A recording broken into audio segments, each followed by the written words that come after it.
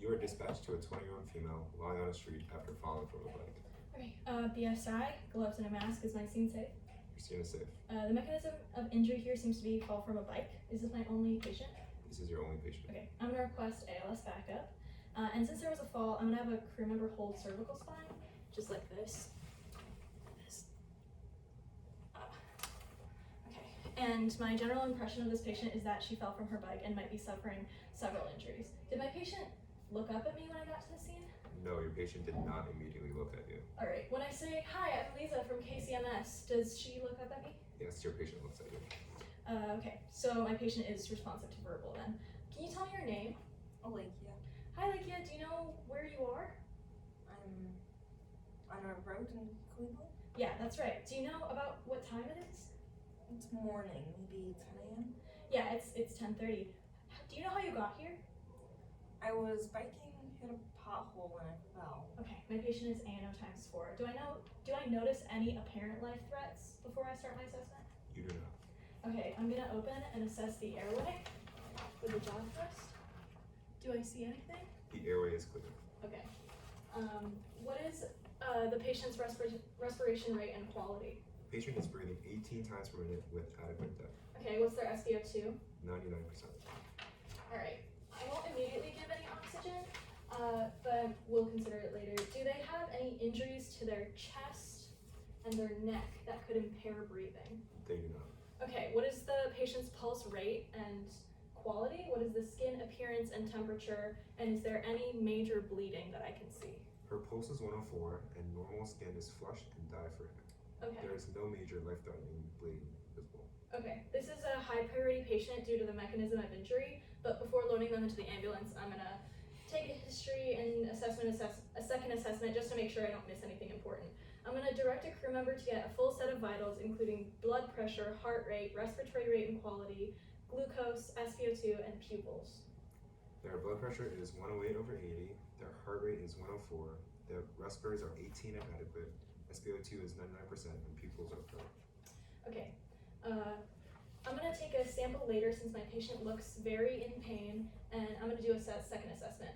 So I'm looking for deformities, contusions, abrasions, punctures, burns, tenderness, lacerations, or swelling. I'm gonna inspect the mouth again and open it, as well as the nose and the facial areas. I'm gonna palpate the scalp and the ears and look at them and reassess the pupils. Everything looks fine. I'm gonna make sure that the trachea is centered. I'm gonna make sure that the jugular veins are not distended. And I'm gonna palpate the cervical spine. Everything looks fine. There's no C-spine tenderness.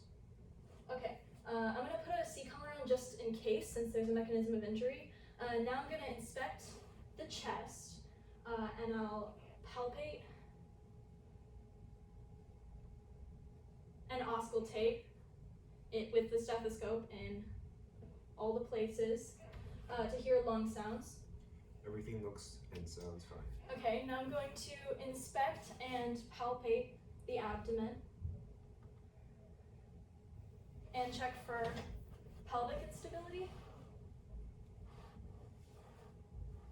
Okay, and then I'll check the genitalia and peritoneum region.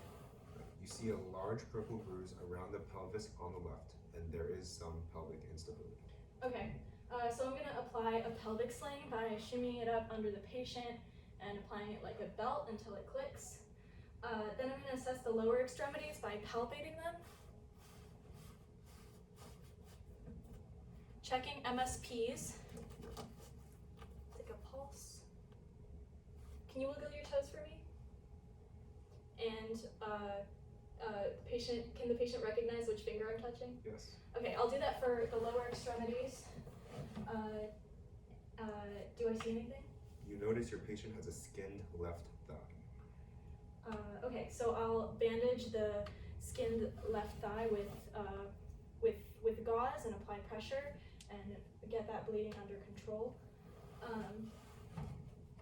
And now I'm going to assess the upper extremities in the same way by palpating.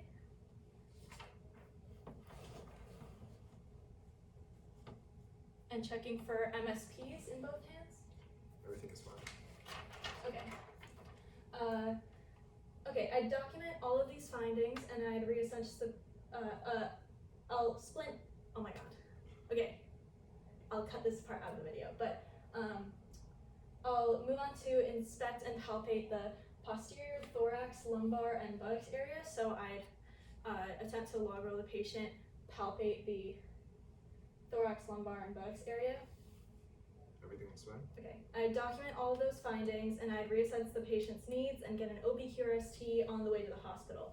If the patient was feeling up to it, I would also get a sample history.